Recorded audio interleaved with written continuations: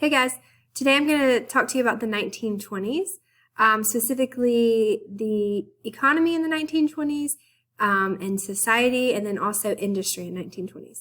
So there were a lot of changes that occurred in the 1920s. Remember, America is coming out of World War I, and we are kind of switching from a wartime economy to a consumer economy.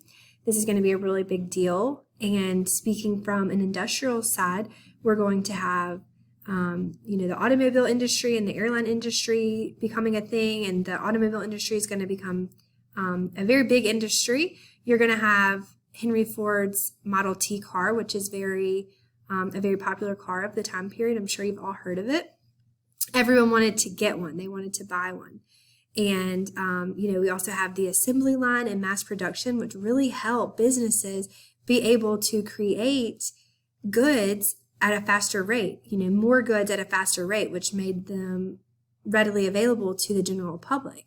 And so, these things are going to help with industry. And then you have things like the radio, which are going to help with industry, but also help with society. The radio is going to bring families together because they're going to be around it, listening to the news or, whatever broadcast is happening over the radio, they're going to listen to it. And then you have to think of the automobile as kind of separating families, giving people independence. Maybe not as much in the 1920s, but later on, and especially into the 1950s, teenagers, young adults are going to be using their vehicles to kind of drive around and get away from their parents, go on dates, go to the drive-in movies. So the automobile is going to kind of separate families. And then we know in the 1950s, we discussed that the television will bring them back together and bring families together as they sit around the television and watch shows. So those are just some things that we learned about in the 1920s. We learned about President Harding, and we learned about Coolidge and their cabinets, and we learned about Andrew Mellon and Fall and the different policies that they had, the different corruption. We talked about different scandals. We learned about supply-side economics with this idea that if you lower taxes, people will naturally spend money or put money into the economy, either just by purchasing goods or investing their money. And so we learned about that idea. And that was a really popular idea in the 1920s.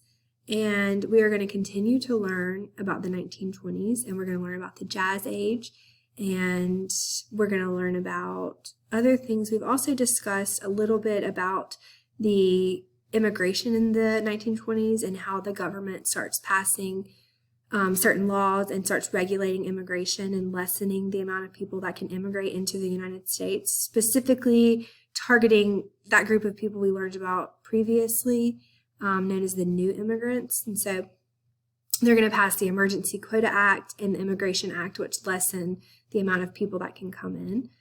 We've also learned about the Red Scare and how people are very fearful of communism, coming to America in America.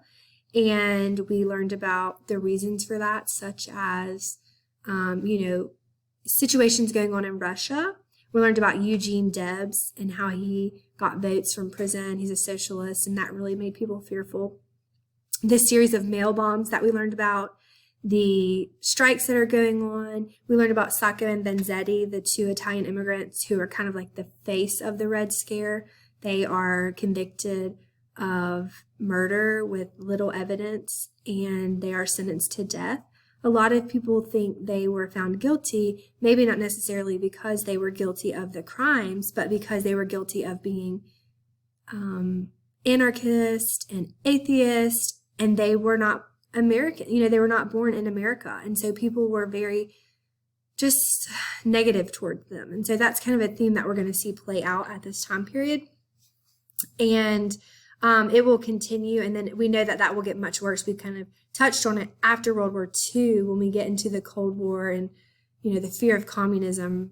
We talked about Joseph McCarthy a little bit and the Red Scare with him. So, a lot of the themes in the 1920s and the 1950s based on society and just the fear of communism, they're very similar. So it's really interesting to kind of talk about the two and talk about consumer goods and maybe keeping up with the Joneses and wanting to buy certain goods and certain products that your neighbor has or your friend has because you want it as well, and that's what gets people into a lot of trouble, especially in the 1920s when they're buying things on margin. They're buying things with payment plans, buy now, pay later. Sounds great until you are doing that so much you don't have enough money to pay back. We have also discussed prohibition in the 1920s. We talked about the 18th Amendment and how it, made it illegal to produce, transport, consume any type of alcohol. And that's going to be a very big deal. And it's going to be really good because people's bank accounts actually got bigger, right? Their savings, there's more money in their pocket. They had more money and people were, not missing as much work. They weren't late to work. There were some really good benefits to prohibition.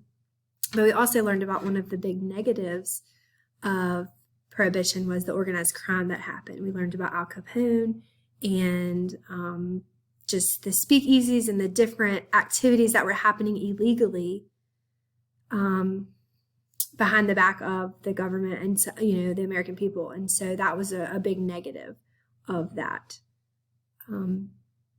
Anyways, we are going to continue learning about the 1920s. We're going to learn about, like I said, the Jazz Age. We're going to read through some different sources and learn about those and see those and just continue to learn. I think you guys will like it. It's a very interesting time period, and we're eventually going to get to the stock market crashing and then the Great Depression. So stay tuned.